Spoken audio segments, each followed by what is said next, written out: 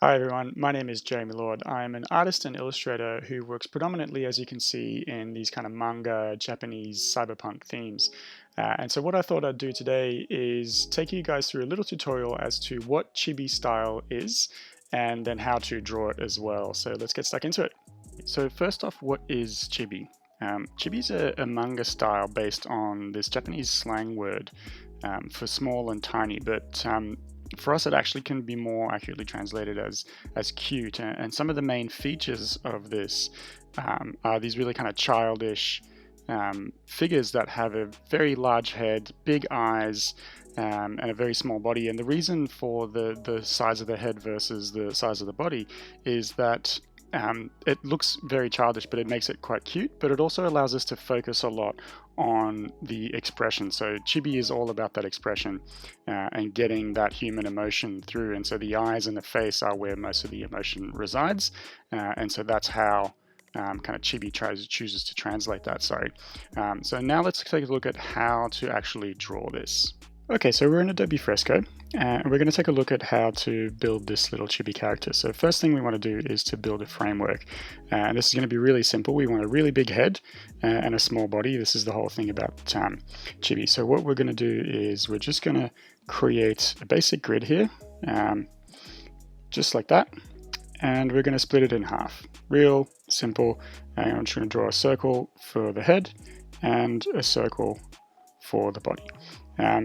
They don't necessarily need to be exactly the same size. This is all kind of rough thing, but that's going to allow me to kind of build upon that a little bit. So I'm just going to make a new layer, and I'm going to drop the opacity of that one down a little bit just to use it as a guide.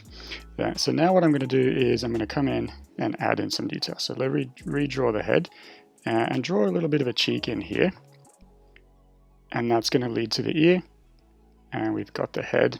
And I'm going to put a little bit of a cross. You've probably seen something like this before, where that just gives me an indication of where things are going to go.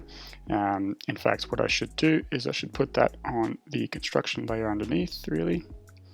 There we go. And switch back to my layer, and that's going to be where the nose is. I'm going to have huge eyes. This is really important when you're doing chibi or any kind of manga character for that instance. Eyes are really sort of the most the most expressive part of the human body.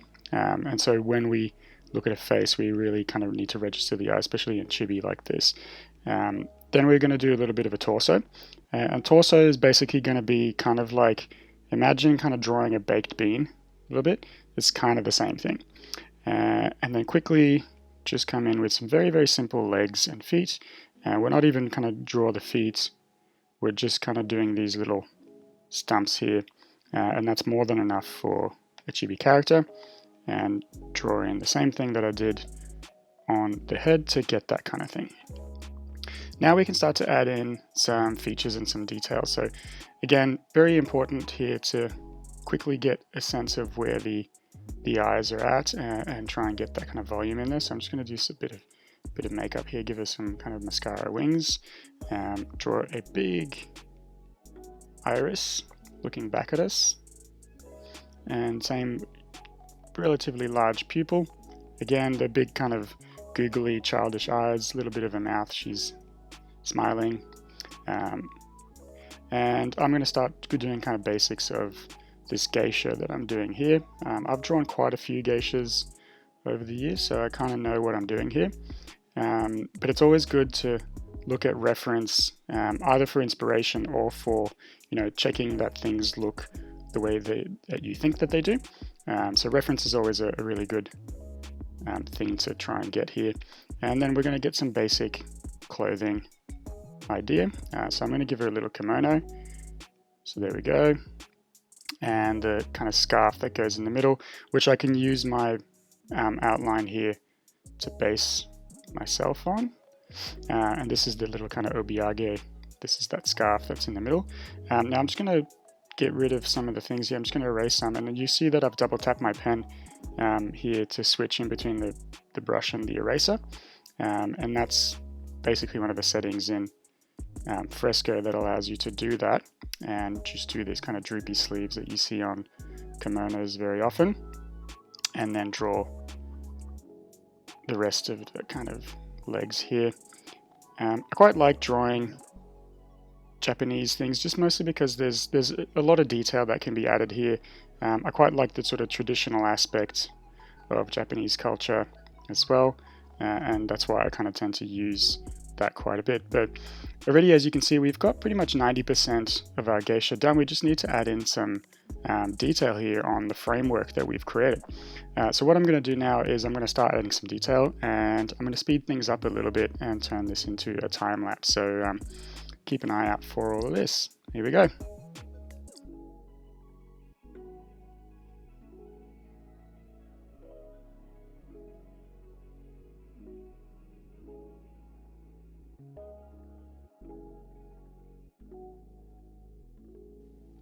Okay, so we've added in quite a bit of detail here, done some hair, just refined the edge a little bit. And now for the last kind of touch, this is the most manga of all manga things. The eyes look a little bit flat. And so what we're going to do is I'm just going to zoom in on here, and I'm going to use my eraser to draw some really big reflections on those eyes, make them really kind of shiny. And what that's going to do is it's going to kind of make those eyes come to life and make them really look alive and not quite so flat, and make them a lot more expressive. And so that's kind of the basis for our little geisha here. And as you can see, we did very simple proportions, and then we built upon that in a really kind of clean and simple way. Now we're ready to add some color to this, and really color is going to make this really pop out, and it's going to add contrast to the shape of this and really bring it to life. So let's get rid of these construction lines here, and we're basically ready to start adding our color here. So I'm just going to jump in a little bit of a time lapse because color is something that I spend quite a bit of time on. So we'll just speed this up a little bit. So here we go.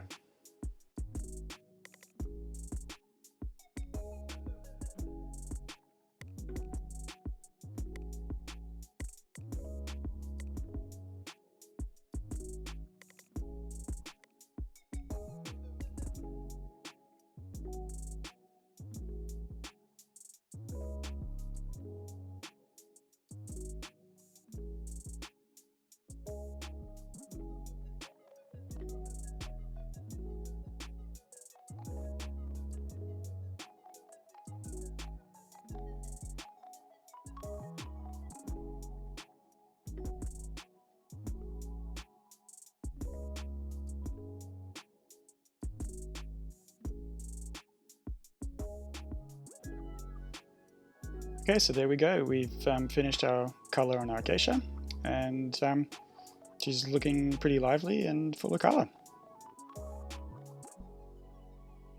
Okay, so that's it for our little how to draw chibi characters. Hope you guys enjoyed it. Hope you guys got something out of it. Keep practicing, and we will see you guys next time. Thanks for watching.